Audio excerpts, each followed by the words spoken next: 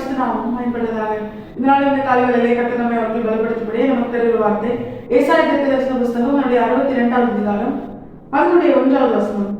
சீயோன் நிமித்தமும் எருசலேமின் நிமித்தமும் நான் மௌனமாயிராமலும் அதன் நீதி பிரகாசத்தை போலவும் அதன் ரட்சிப்பு எரிகிற தீவட்டியை போலவும் வெளிப்படும் மட்டும் அமராமலும் இருப்பேன். கர்த்தருடைய பரிசுத்தநாமம் மகிமைப்படுவதாக. இந்த வசனத்தை கொண்டுதான் தேவஜனங்களாகி நம்மை இன்று அவர்கள் பலப்படுத்துகிறார். இது தேவஜனங்களாகி நம்மை பலப்படுத்தும்படியான ஒரு வார்த்தை. இந்த வசனத்திற்கு அநேக ஆவிக்குரிய அர்த்தங்கள் இருந்தாலும் இந்த நாள்ல கர்த்தர் நம்மோடு கூட பேசுகிற பிரதானமான சத்தியம் என்ன தெரியுமா? சீயோன் நிமித்தமும் எருசலேமின் நிமித்தமும் இனி கர்த்தர் மௌனமா இருக்க மாட்டார், அவர் அமர்ந்து இருக்க மாட்டார். யார் இந்த சீயோனும் எருசலேமும்? வேதம் தெளிவாய் சொல்கிறது, தேவஜனங்களாகி நாம் தான் கர்த்தருடைய சீயோனாய் அவருடைய எருசலேமாய் இருக்கிறோம். சீயோன் என்பது கர்த்தர் விரும்பி தெரிந்து கொண்ட ஸ்தலம். எருசலேம் என்பது மகாராஜாவின் நகரம். தேவஜனங்களாகி என்னையும் உங்களையும் தான் இது குறிக்கிறது. இந்த வசனத்தை தியானிக்கும் பொழுது கர்த்தர் சொன்னது அதுதான். தேவஜனங்களாகி நம் நிமித்தம் இனி கர்த்தர் மௌனமாய் இருக்க மாட்டார், இனி கர்த்தர் அமர்ந்திருக்க மாட்டார். எதற்காக தெரியுமா? நமக்கு நன்மை செய்யும் வரையில் கர்த்தர் அமர்ந்திருக்க மாட்டார், கர்த்தர் மௌனமாய் இருக்க மாட்டார். உன் நீதியை வெளிச்சத்தை போலவும் உன் நியாயத்தை பட்ட பகலை போலவும் வெளிப்படுத்துவேன் என்று கர்த்தர் வாக்கு பண்ணியிருக்கிறார். நம்முடைய ரட்சிப்பை அவர் தீவட்டியை போல வெளிப்படுத்துவேன் என்று இந்த வசனத்திலே கர்த்தர் சொல்லுகிறார். இதை சிம்பிளா சொல்லணும்னா, தேவஜனங்களாகி நமக்கு நன்மை செய்து நாம் யார் என்பதை மற்றவர்கள் அறிந்து கொள்ளும்படியாகவும் கர்த்தர் நம்மை ஆசீர்வதித்து நம்மை மற்றவர்களுக்கு ஆசீர்வாதமாய் மாற்றும்படியாகவும் கர்த்தர் எழுந்தருளினார். இனி கர்த்தர் இந்த காரியத்தை குறித்து மௌனமாய் இருக்க மாட்டார், இனி கர்த்தர் இந்த காரியத்தில் அமர்ந்து இருக்க மாட்டார். அவர் நமக்காக செயல்பட போகிறார், அவர் நமக்காக பேச போகிறார். கர்த்தர் நல்லவர், தாம் சொன்னதை சொன்னபடி அவருடைய ஏற்ற காலத்தில் நிறைவேற்றி முடிக்கிற நல்ல தகப்பன். யார் கைவிட்டாலும் அவர் நம்மை கைவிட மாட்டார். நம்மிடத்துல ஒன்றுமே இல்லை. உலக ஜனங்கள், உலக உறவுகள் நமக்கு உதவி செய்யுமா, நம்முடைய கரத்தை பிடிக்குமா அப்படின்னு கேட்டா நிச்சயமா கிடையாது. நம்மிடத்தில் ஒன்றும் இல்லை என்று அறிந்தும் தாய் கருவில் உருவாகும் முன்னமே அவர் நம்மை தெரிந்தெடுத்ததுனால நம்முடைய கரத்தை பிடித்து இம்மட்டும் நம்மை ஏந்தி சுமந்து தாங்கி தப்புவித்து நடத்தின நம்முடைய தகப்பன் இனிமேல் நடத்துவார். அதனால்தான் வேதத்துல ஆண்டவர் நமக்கு எழுதி கொடுத்திருக்கிறார், ஒரு தகப்பன் பிள்ளையை சுமக்கிறது போல தேவன் நம்மை சுமந்து கொண்டு செல்கிறார். நிச்சயமா கைவிட மாட்டார். ஒருவேளை உலகத்தில் இருக்கிற மனுஷங்க கைவிடலாம், இவங்க கிட்ட ஒண்ணும் இல்லை அப்படின்னு சொல்லி, இவங்களால எந்த பயனும் இல்லை அப்படின்னு சொல்லி உலக உறவுகள் நம்மை விட்டு விலகி செல்லலாம். ஆனா கர்த்தர் சொல்கிறார், நான் உனக்கு நன்மை செய்யும் வரைக்கும், உன்னுடைய நீதியை வெளிப்படுத்தும் வரைக்கும், உன்னுடைய ரட்சிப்பை தீவட்டியை போல எரிகிற தீவட்டியை போல வெளிப்படுத்தும் வரைக்கும் நான் இனி அமைதியா இருக்க மாட்டேன். நான் சொல்றேன், நமக்காக பேச போகிற நம்முடைய தேவன் அவர் நம்மோடு கூட இருக்கிறார். ஒருவேளை நம்முடைய சூழ்நிலையில நம்மால் பேச முடியாமல் இருக்கலாம்.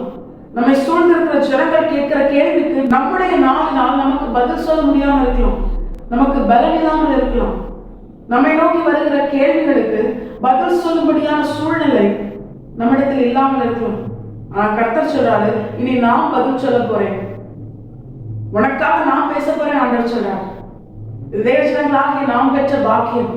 நமக்காக சர்வத்தையும் ஆளுகிற சர்வ வல்லமையுள்ள தேவன் அவர் பதிலளிக்க போகிறார்.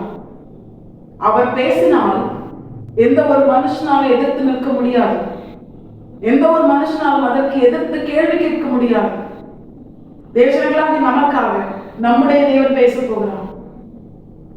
அவருடைய நாவை யாரால் என்ன பண்ண முடியாது, அடைக்க முடியாது. நம்முடைய தேவன் நமக்காக செயல்பட போகிறார். அவருடைய கரத்தை தடுத்து என்ன செய்கிறேன் என்று கேட்கிற வல்லமை இந்த உலகத்துல கிடையாது. வானத்திலும் பூமியிலும் பூமிக்கு கீழும் தேவனுக்கு எதிராக நின்று செயல்படுகிற வல்லமை கிடையாது. அவ்வளவு பெரிய தேவன் நமக்காக பேச போகிறார். அவ்வளவு பெரிய தேவன் நமக்காக செயல்பட அவர் எழுந்தருளி விட்டார். தேவரே எழுந்தருளி சீயோனுக்கு இறங்குவீர், அதற்கு தயவுசெய்து காலம் அதற்காக குறித்த நேரம் வந்தது என்ற வசனத்தின் பிரகாரமே தேவஜனங்களாகிய நமக்காக நமக்கு நன்மை செய்யும்படியால், நமக்காக அவர் பேசும்படியால், எந்தெந்த இடங்கள்ல நமக்காக பேச வேண்டுமோ அதற்காக நம்முடைய தேவன் பேச போகிறார். எந்தெந்த இடங்கள்ல நமக்காக செயல்பட வேண்டுமோ, என்னென்ன காரியங்களை நமக்காக செய்து முடிக்க வேண்டுமோ அதை நம்முடைய தேவன் செய்து முடிக்கவே அவர் எழுந்தருளி விட்டார்.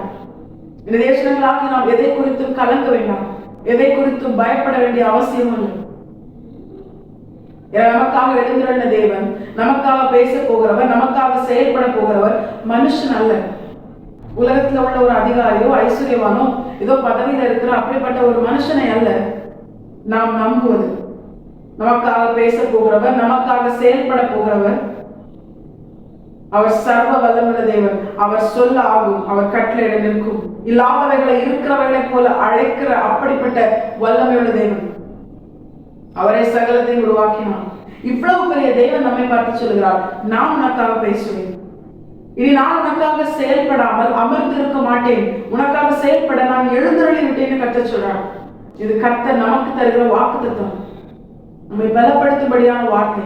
தேவர்களாகி நாம் இந்த வசனத்தை பற்றி கொண்டவர்களால் இனி நான் அல்ல, என் தேவனை எனக்காக பேசுவார், இனி நான் அல்ல, என் கர்த்தரை எனக்காக செயல்படுவார் என்று சொல்லி கர்த்தர் எனக்காக யாவையும் செய்து முடிப்பார். கர்த்தாவே உடைய கிருபை என்று உள்ளது, கர்த்தாவே உடைய கரத்தின் கிரியைகளை நிகழ விடாதிருப்பீராக என்று சொல்லி தேவர்களாகி நாம் அவருடைய கரத்தின் கிரியை என்பதை உணர்ந்து, அவருடைய கிருபையினால் வாழ்வோம் என்பதை உணர்ந்து நாம் நம்மை முழுமையாய் கர்த்தர் நமக்காக பேசவும், கர்த்தர் நமக்காக செயல்படவும், அவருடைய சீயோனாய், அவருடைய எருசலேமாய், அவருடைய சமூகத்தில் அவருக்கு முன்பாக நாம் நம்மை அர்ப்பணிக்கும் பொழுது சீயோனை போல அவர் விரும்பி தெரிந்து கொள்ளத்தக்கதாய் நம்முடைய வாழ்க்கை, அவருக்கு பிரியமான கிரியைகளை நாம் செய்யும் பொழுது எருசலேமை போல மகாராஜாவின் நகரமாய் எப்பொழுதும் அவருடைய சமூகத்துல அவருடைய பிரசனத்தை சுமக்கிற அவருடைய உடன்படிக்கை பற்றியார் நாம் நம்முடைய வாழ்க்கையில கர்த்தர் நமக்குள்ளே உலாவத்தக்கதாய் நம்முடைய ஆவி, ஆத்துமா, சரீரம், ஆவிக்குரிய வாழ்க்கை, பூமிக்குரிய வாழ்க்கை, ஊழிய வாழ்க்கை சகலமும் பரிசுத்தமான நிலையில பரிசுத்த ஆவியானவர் ஆளுகை செய்கிற அப்படிப்பட்ட ஒரு நிலையில கர்த்தருடைய வார்த்தைக்கு உட்பட்டதாய் நம்முடைய வாழ்க்கை முழுவதும் நாம் வாழ்கிற அப்படிப்பட்ட ஒரு நிலையில நாம் காணப்பட்டோமே. ஆனால் கர்த்தர் தாம் சொன்னபடியே தேவஜனங்களாகி நமக்கு நன்மை செய்து நமக்காக நம்முடைய தேவனை பேசி அவர் மௌனமாய் இருக்காமல் நமக்காக அவர் பேசுவார். அவர் அமர்ந்திராமல் நமக்கு நன்மை செய்யும்படியால் அவர் எழுந்தருள்வார். நம்முடைய நீதியை பிரகாசத்தை போலவும் நம்முடைய ரட்சிப்பை எரிகிற தீவட்டியை போலவும் கர்த்தர் வெளிப்படுத்துவார். அவர் வெளிப்படுத்தி தேவஜனங்களாகி நம்மை ஆசீர்வதித்து இம்மையிலே கர்த்தர் நம்மை உயர்த்தி மறுமையிலே நித்திய ஜீவனிலே தேவஜனங்களாகி நாம் நித்தியமாய் கர்த்தரோடு வாழ கர்த்தர் நமக்கு கிருபை செய்வது அதிக நிச்சயம். தேவஜனங்களாகி நாம் இதே உணர்ந்தவர்களாய் கர்த்தருடைய சீயோனாகவும் எருசலேமாகவும் நாம் நம்மை முழுமையாய் கர்த்தரை பார்த்து அர்ப்பணிப்போம். கர்த்தாவே இந்த வசனத்தை கேட்டு நம் அனைவரையும் ஆசீர்வதித்து வழிநடத்துவாராக. கர்த்தரை பரிசுத்தம் மட்டுமே மகிமைப்படுவதாக. மாரநாதா இயேசு வருகிறார், ஆயத்தமாகவும் பெரிய ஆயத்தப்படுத்துவோம். ஆமென். பலன் ஒன்றுமில்லை என்று நான் அறிவேன், அவர் பலனின்